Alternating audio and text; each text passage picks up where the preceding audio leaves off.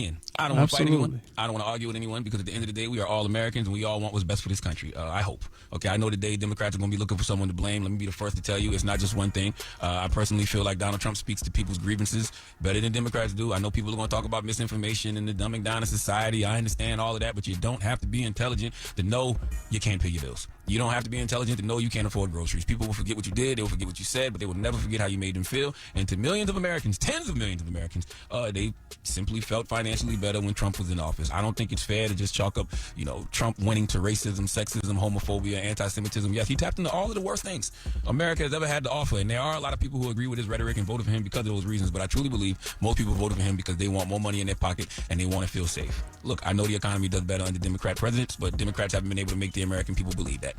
I know the border is a bipartisan issue, but Democrats spend a lot of time acting like it wasn't an issue. Democrats created the sanctuary cities. Democrats told them to come on in. Meanwhile, Republicans were putting migrants on buses and planes and sending them to those sanctuary cities, and then Democrats had to change course. Filling those same cities up with fentanyl. The same reason why we have fentanyl all across these high schools and middle schools across the nation. Children overdosing because of this fentanyl, and we had a border czar for years, but we've reached an all-time high with fentanyl somehow. Too late, because at the end of the day, once again, when you see all that money going to migrants, going to the border issue, all you can think to yourself is they have billions for that, but aren't making investments into communities right here in America. You see homeless people everywhere. You don't have no money in your pocket. You don't know how you're going to pay your bills. You're facing eviction. Listen, I'm not saying Trump is going to fix all of that. All I'm saying is Donald Trump has made people no tax on overtime, no tax on tips, getting fentanyl off the streets. That's for the average American. Like he will fix all that in a way that Democrats have it. Once again, don't just chalk it up to racism, sexism. Okay, I believe those things play a role, but at the end of the day, it's the economy, stupid. And Democrats might just be really out of touch with what everyday Americans are feeling. Now, I didn't want to come on here today and be all doom and gloom. I have absolutely zero reason to believe Donald Trump is going to be a president that brings people together. But I'm going to be optimistic because I don't know any other way to be. I hope this isn't the beginning of Donald Trump's revenge tour. I hope this is the golden age of America, as he said. I hope all the nut-ass things Trump said he was going to do, he doesn't do, because one thing Vice President Kamala Harris said repeatedly is Trump has an enemies list. I have a to-do list. There is a lot of things that need to be done in America, and I hope she said that repeatedly, and yet she never talked about what she was going to do. Yeah, this is A1 backtracking by Charlamagne, Uncle Charla. To do it. And we the people need to look alive on the ground, because you have a Republican Party that has a majority in the Senate. Judge Samuel Alito and Clarence Thomas, they'll probably retire. That means Trump will get 2 more Supreme Court picks. So what I'm basically saying is there is nothing we can do right now to try to come together some way, somehow. That's it. Huffington Post just posted an article with the headline, Trump just ran the most racist campaign in modern history and won. What are we supposed to do about that? Okay, I'm looking at some of these. He ran a racist campaign, but the African Americans, the Arab Americans, the Latino Americans came out in droves, in record numbers, and the young people. But yet somehow the left will throw out this idea of racism and division. But again, that's another reason why the young people no more left. You be left, you get left, right? These numbers, I don't even know if these are true, but I'm looking at the numbers. I'm seeing high Hispanic, voters nationwide voted for him. I'm seeing a slight uptick in black men. 52% of white women. We can keep saying, Trump is a threat to democracy, but nobody's treating him like one. Not the media, not the DOJ, and certainly not the voters, because they spoke last night. America got the president it voted for, and America got the president it deserved. Absolutely.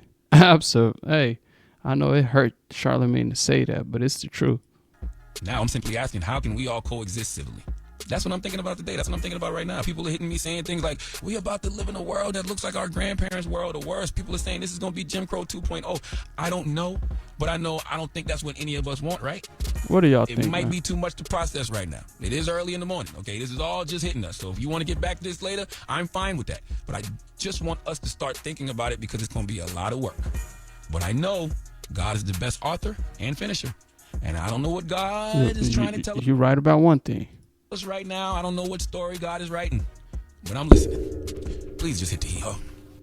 Big g'day to my American friends. Listen, it's Vin. I'm putting on a free masterclass to help you with 3 things. That's all I got for you right now. That's it. This is exactly why people don't read. These stories be so crazy. What story you read just now? Just America. That's what's happening right now. Best author, best finisher, read. Are you slow? Like, what is happening? You a little distraught this morning, huh? I am. I have been all morning. I don't know if y'all in here so hopeful. You just scared. I and know so you full of scared her joy. earlier, Charlamagne. You told her that the wig on triple in prices. She's been nervous ever since you said that. Donald Trump pushed these Ever since you tariffs said on that. I ain't nervous. You know what I did? Are going to quadruple, but that's going to be the least of I your already worries. started my chat. I know the leftists and everybody that aligns with those ideas and ideology. I know they woke up sick. I know they still feel sick, and that's okay, man. Young people are waking up. Young people are impatient for change, and we acted on that. We came out in record numbers in support of Trump. Right? We've seen it in real time. We've seen Trump sit down for 3 hours. We've seen Kamala. We've seen her pay Cardi B to read off of a phone, turn down an invitation to speak for 3 hours, read off teleprompters. We've seen this orange man bad, these fake news, mainstream media. We've seen it all. And now we can see through all of that.